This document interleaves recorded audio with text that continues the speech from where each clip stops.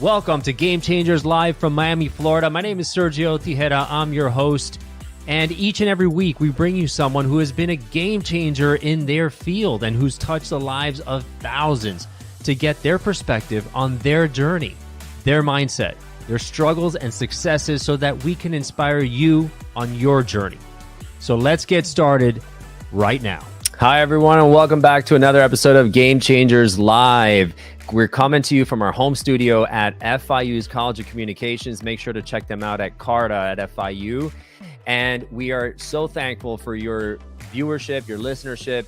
We're now a top 2% rated podcast in the world. So thank you so much for that. And be sure to share and like this episode because the information in these episodes can be a game changer for those that you share it with. So my guest today is Vicki Lopez. She's the Florida State Representative for District 113. And we have a lot of great nuggets here to uncover. So welcome to the show, Vicki.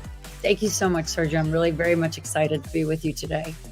Fantastic. So Vicki, give us a little brief overview of your journey, kind of what it was like growing up for you, maybe some of those game-changing moments where really inspired you to become the person you are today and lead a life in politics.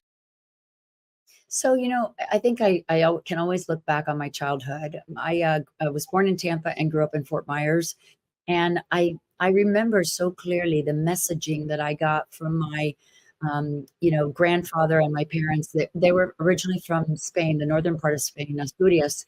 And I really remember these messages. It would be like, quitters never win, winners never quit. So much more was lost in the Spanish Civil War. So whatever you're going through now can be half as bad. I mean, and I was also a student of the Holocaust for some ungodly reason. I spent a great deal of my childhood reading about the Holocaust, and the stories there inspired me. There was no group that had survived such incredible adversity and yet had made it through the other side. So I think reading was important of stories of people that had really overcome a lot of adversity, and my own family's messaging has stayed with me throughout my life as sort of a foundational sort of a toolbox for dealing with adversity. And so very early on, I was, there was an opening in the Lee County Commission, which is where I first started my political career some 33 years ago. And there were a lot of leaders in Fort Myers that came to see my dad, and they said she would be perfect for this job. And she'd be the first Hispanic ever elected in Lee County, which, if you know where it is, close to Florida, and there were not very many Hispanics living there. So that was when I got the first taste of what it would be like to be a trailblazer. And was the third female ever elected, and I won that election by 511 votes out of 102. And I think that was the first sign of huge adversity, because I was running against a very popular two-term incumbent.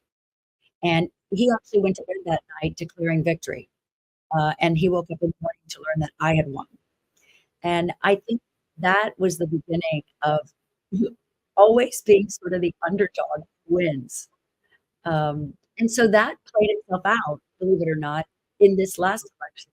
So between the time that I was the county commissioner, I continued to do work in public policy, and I led Bush's ex-offender task force, which was a huge initiative. And so when you have a complete career in politics, you don't usually end it by going into politics again. It's usually the reverse. Usually people start in the legislature and then go out and become a lobbyist or an advocate. I did the exact opposite.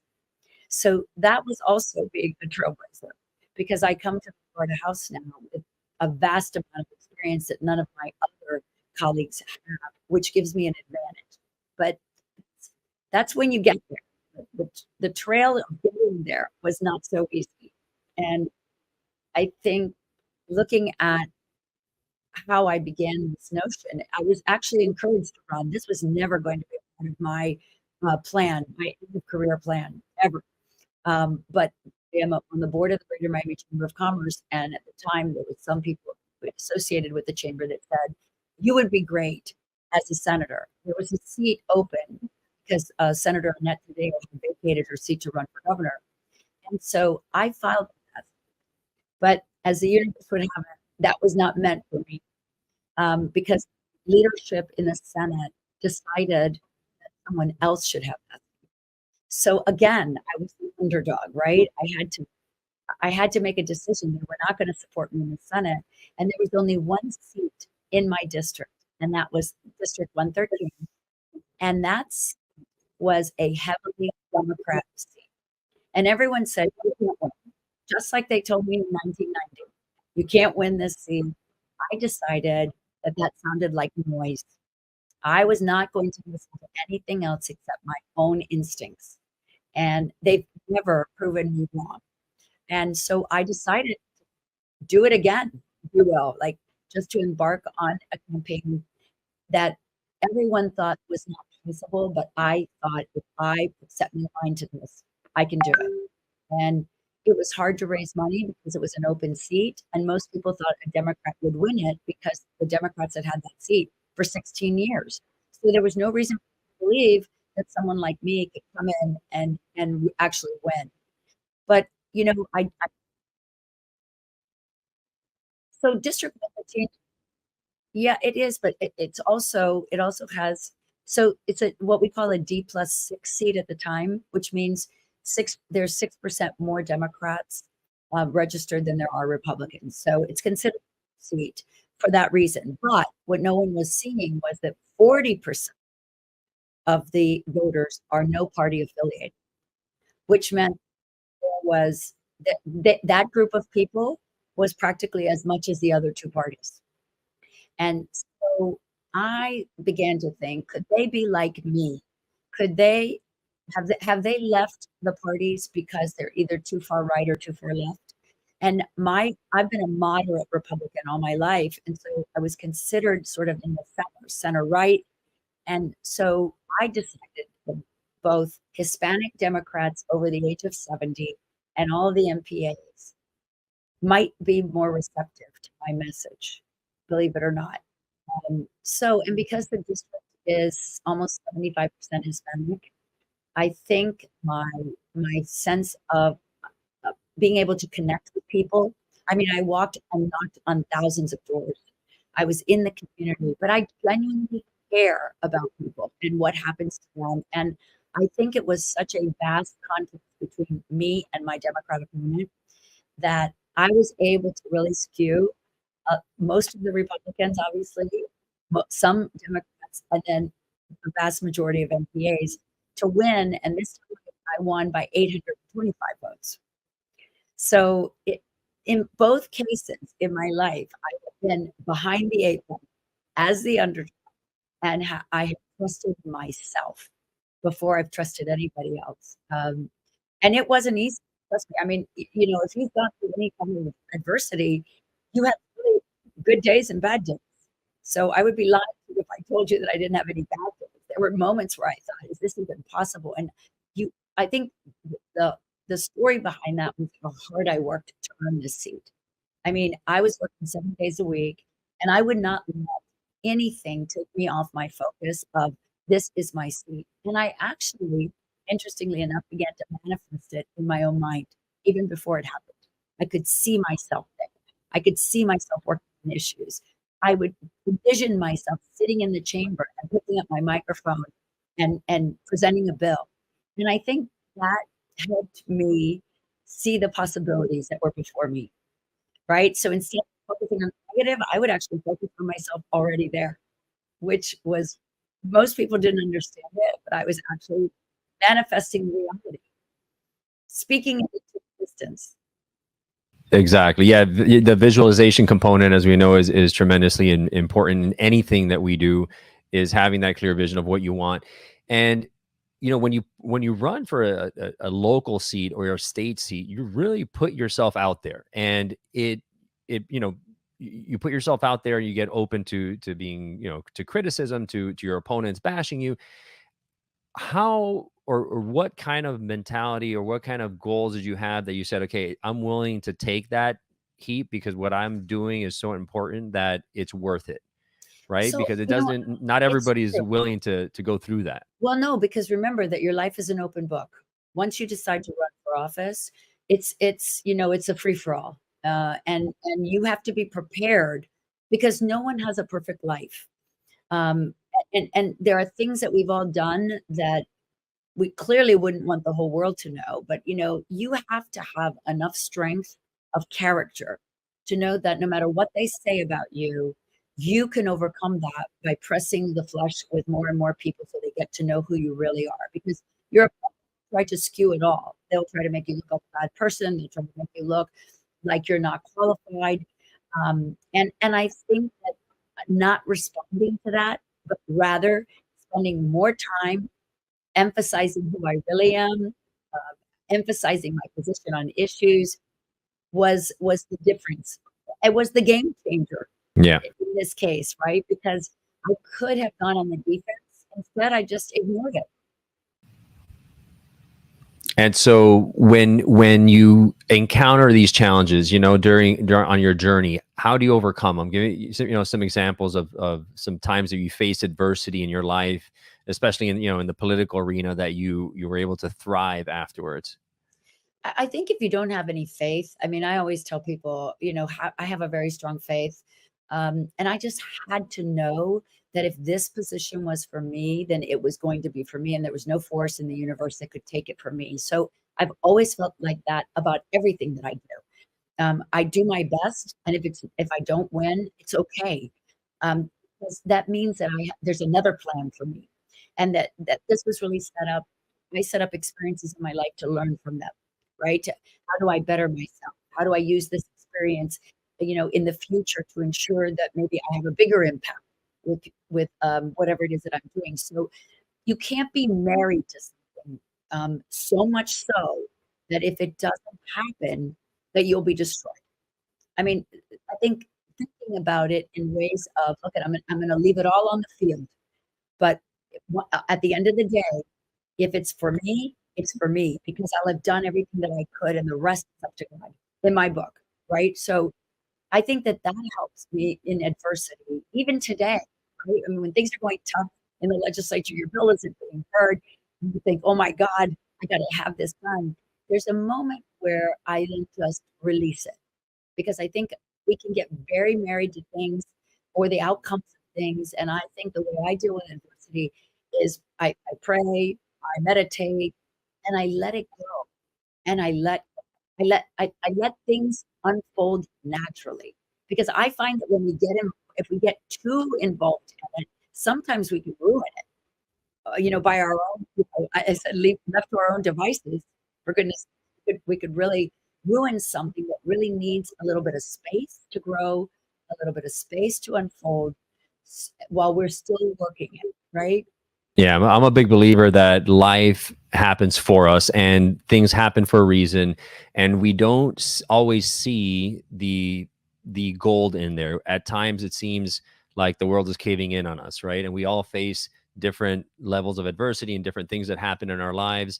And a lot of what eats us away is what we're telling ourselves, right? And the self-doubt that creeps in, and all that just consumes us. But having that mindset of saying, okay, I'm going to choose, always have a choice of how I'm going to look at this. I'm going to look at this, half empty or half full, or there's a lesson in here. There's some piece of gold in this rubble of destruction in my mind that is going to be the shining light. Like I'm going to attach to that and then use that as a way to grow and a way to strengthen and a way to thrive and get out of this, right? Because there's a lesson in there. There's a growth lesson that life is trying to teach us. That's not always easy to see when you're in the midst of it, right? Exactly. So, you're in the storm. You're in the storm. So getting out of the storm a little bit, becoming the observer of your own circumstances, right? Giving space to that, right, allows you to see it from the observer's perspective. So you detach the emotion of it. Yeah, absolutely. And listen, I think it's that we set ourselves up for failure sometimes when we say, I want this, I need this, I've got to have this. But do you really? I mean, what is it that drives it, right? Re-examining, why am I doing what I'm doing? What is my real purpose here? So it's a lot of self-reflection in the midst of the storm, right? Kind of like lying down on the boat while the storm is moving, the waves are coming. You just say, you know what? I gotta have faith that I know what I'm doing and that I'm doing this for the right reasons. and that the storm is part of the process. It really is. It's almost like it conditions you because there will be other storms that come if you get the outcome you're looking for. So it's like a training ground. It really is miraculous in many ways. The way I look at it is just like another notch in your belt, right? I look back and say, okay, I've dealt with this, I've dealt with that, and overcame it. And at the same time, I know that I felt like there was no way out, that I was, it was the end of the world. And, for example, when I was in college, I was student body president. I'd gotten elected, been in leadership the whole time. And, I was on top of the world. And because I was so focused on student government, one of my grades slipped to a C and my GPA fell below the threshold, the minimum threshold. And I had to vacate my seat. And Oh my at the goodness. time, I was just like, oh my God, this is so embarrassing. I can't believe this has happened to me. Where do I hide? And it was just like the world was caving in. But there was a definite lesson in there, is that, hey, you need to make sure that, the details, right? Pay attention to the details. It's kind of what's going to save you in the long run in a lot of cases. But at the end of the day, we make things out to be so much bigger a lot of times than they are. And there's a great, phrase, this too shall pass, right? You have the great times in your life, and that shall pass. And you have, the lower times in your life, and that too shall pass. But it's Yeah. really around the bounce back, right? How do you Well, recover? How do you get past? it was actually preserving the balance of your life, right? Because I think that's also very important. I think we can become very distraught when we don't balance our life, right? So you were so focused on being president that you didn't balance your academics in that scheme of things, and I think that that's part of it too. We're in the midst of adversity. We act as if it's the only thing going on in our lives. It's that particular situation and that adverse situation. But, listen, we've all been through a lot of things. Look, I have had a most amazing story because when I was a county commissioner, I was accused of, somehow um, being a subject of bribery for a person who I was personally involved with. And so the long story short is I was indicted for federal crimes and then went to trial and was found guilty of one count, which was lying to a newspaper reporter about that relationship that I was having with that lobbyist. And that was the most, I can't imagine, other than losing a parent or a child, losing your freedom, I think is probably part of it. But again, when I was sentenced to prison, because I was sentenced to 27 months in a federal prison, I think you start to have to look at whether you're going to do good time or bad time. It's like everything in life. Either the situation is going to be doable or it's going to be I guess undoable. And in this case, I actually saw it as a way to serve people, right? So I had been a county commissioner with a constituency, and all I said to myself was, I guess God is changing my constituency because I served with 499 other women. And so they became the people that I served. So in my mind, I think the mind is a powerful tool to use when you're in the midst of adversity or in the outcome of an adversity, an adverse situation. And so changing the way that I'm a firm believer that where your thoughts go you. So I just decided, okay, this is where I find myself. So I have to make the best. And it was really, truly an extraordinary experience. And then when I came home, I had no idea that that experience would set me up to be a subject matter expert in criminal justice. And that created then the next experience, which was Governor Bush, appointing me to lead the criminal justice in Florida. Right. So who would have guessed it? But that criminal case, the prison experience would actually set me up for a leadership position. I mean, it was almost, and so then I went around the country talking about my case and about good public policy. And then what happened? Then my conviction was vacated by the district court because they'd made a mistake, obviously, and I was exonerated. And so then the next story had to be go through all of that and have the conviction vacated, so then I could run for office again. So each one of those steps actually was set up to lead me to where I am today. So I always have to look at adversity as your best friend because it's going to lead you to where you really are eventually have to go.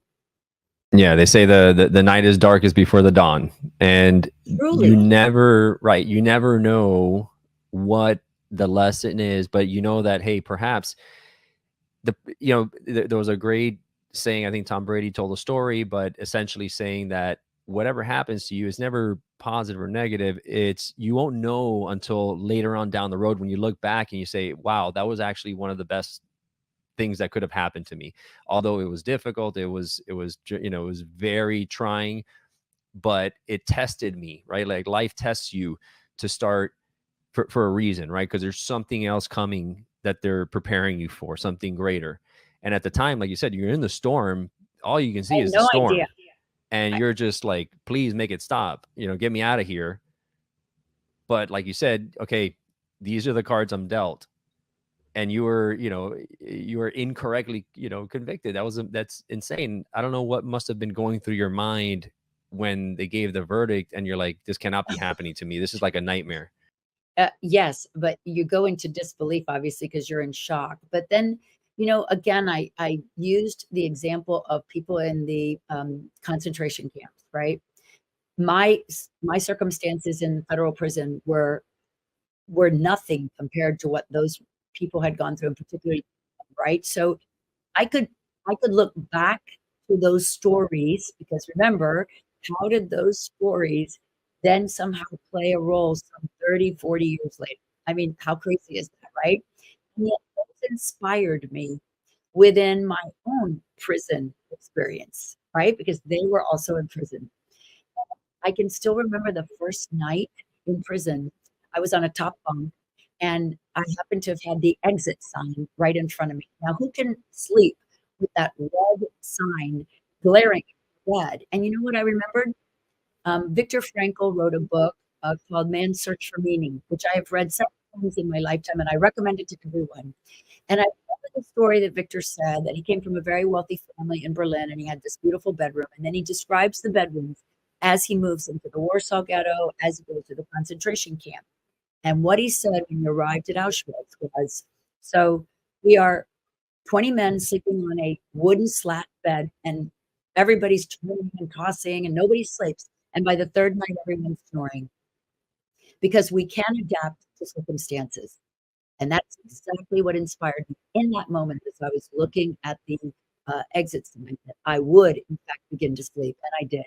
So you see, stories of people's adversities can also help you and inspire you and motivate you when you're in your own adversity, because you can then say, this isn't half as bad as anything that they lived, and they survived it. So I think always understanding that your circumstances are not as bad as some others. That's 100%. And in that book, he also mentions that, hey,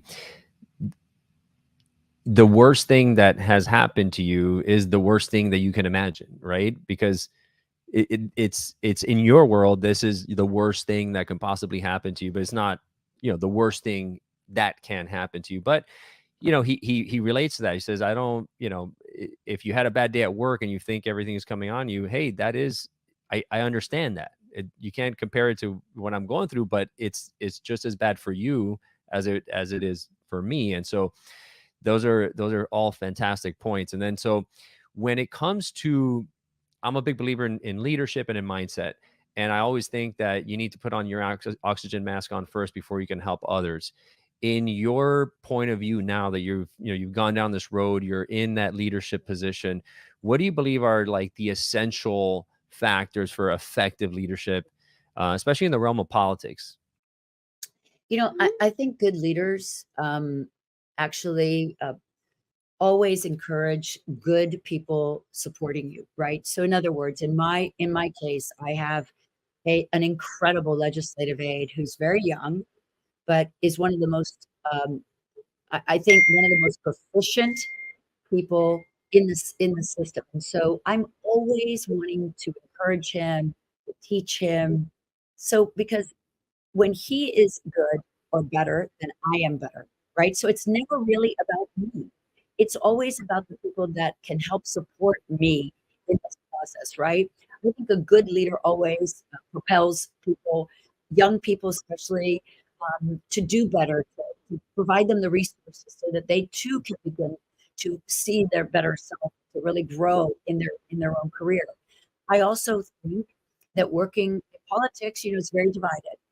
I come from the school of working across the aisle. So I always work with my Democrat friends. I'm sensitive that they put there by their own constituency. And so I have an extraordinary amount of respect for them. And so I'm thoughtful and intentional in this process. And I think when people see that it's not about you, but it's about everybody else, that's a sign of a great leader, because it's not about you can't have any ego. You must check your ego at the door if you're going to be a good leader. It's not possible, because you want people to naturally gravitate towards you. You want them to naturally want to do for you, which makes you then the leader that can provide in politics that kind of leadership for your district. Because a good leader cares. A good leader sets aside, listen, I don't let anybody call me representative. And I know it's a title that I've earned, but I tell everybody we're in this together. And that's what a good leader does. We lower ourselves so that we are equal with everyone. And then we all work together. And I think I've been super successful in politics, but in life in general, as a leader, because of that, because of my philosophy around it's not about me, it's about everybody else. I'm just here trying to do the job that I've earned, but I can't do it alone, and I require everyone to help me. And so I inspire that in the people around me. Fantastic. What has been, you've been in local politics, you've been in state politics. One's not better than the other, they're just different. What would you say are the biggest differences that you've noticed? So I would say that all politics is local, right? So the closer you get to the people, the more challenging it is, right? Because, like for instance, when I'm in Tallahassee and I'm there 4 months out of the year, last year it was 6 months because we had special sessions, I'm a little further apart geographically from my constituency, right? So that makes it a little harder, because when I am home, there's a lot of demands for my time and for, just getting around my district, which is rather large geographically. So, it's different, because when you're in local politics, you're here all the time, right? So it's a little harder because the demands are so much more. In state politics, if I look at the federal system, I mean, look at that. I don't know. Does anyone really even ever see their congressional, person that represents them? Well, they're in Washington quite a bit, and they're fighting a good fight, but they're so far away from us. So it's a function as, is it Miami, is it Tallahassee, or is it DC? And I always say that those that are serving here locally have the biggest job. Wow. So as we wrap up here, and the show is all around giving some advice, kind of getting pieces of golden nuggets that you could reflect off of, kind of what our guests are saying, reflected onto your life. What advice would you give young leaders today to aspire to make a difference in their communities?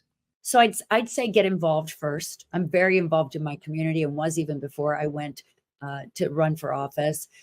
I think that when you get involved in our community in either serving on boards or volunteering, you will learn what's really important. Because what I say to everyone is, spend your very limited time. We're all very busy. Spend your limited time on what really matters.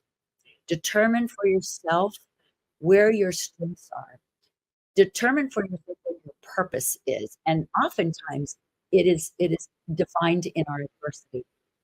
And don't be afraid to tell your story, because when you free yourself to tell your story, you will free others to do the same. We are a combination of the good, the bad, and the ugly.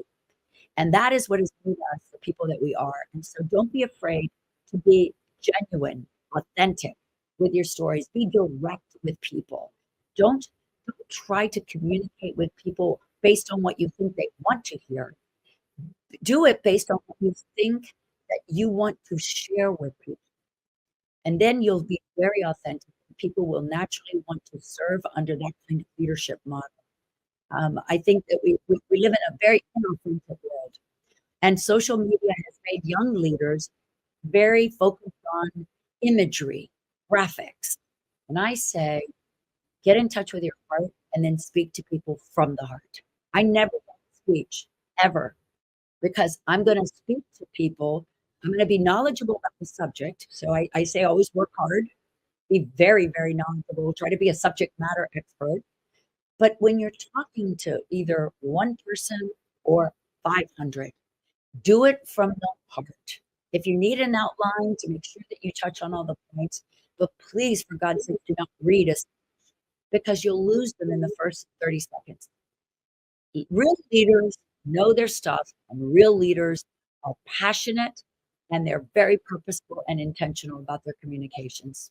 Vicki, your authenticity is a shining example. It makes you human, right? A lot of our representatives and our politicians, like, almost seem above everyone else, where you talk that authenticity, that vulnerability that you're so brave enough to share with us, which it's hard. It's super hard to share that, hey, I screw it up, and here it is, right? And nobody likes to air their mistakes, but there's power and there's courage and inspiration in sharing that vulnerability and saying, yeah, and here's where I am now, and here's what we learned from it, because people can relate. They're like, wow, she did it, I can do it too. 100%. And I honestly believe that is what connects us to people, is when we say, I hear you. And that's another thing. People don't usually listen very well.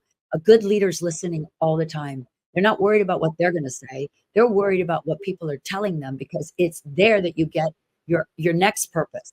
Like, why am I talking to this person? How can I be helpful? Right? And genuinely helpful. Don't tell somebody you're going to help them and do nothing. We have a lot of do nothing people in today. Figure out what you want and can do, and then do it, and really spend time.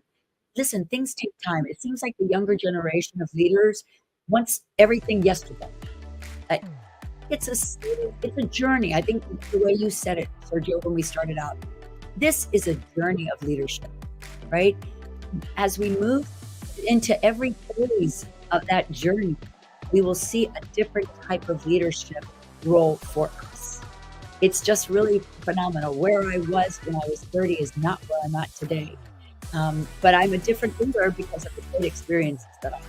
Vicki, you are a game changer. Thank you so much for being on and spending some time with us. And folks, when you hear this, make sure to share it with somebody that you know, because believe me, they need to hear this story, and it's going to inspire them for years to come. So, Vicki, thank you so much for being on the show. Thank you, Sergio. All right, guys. So, see you next time. Thank you. If you loved what you heard in today's episode of Game Changers, please subscribe and rate us. The lessons and the stories in these podcasts are immensely valuable, so I invite you to share them with a friend who needs to hear it. You may end up being the game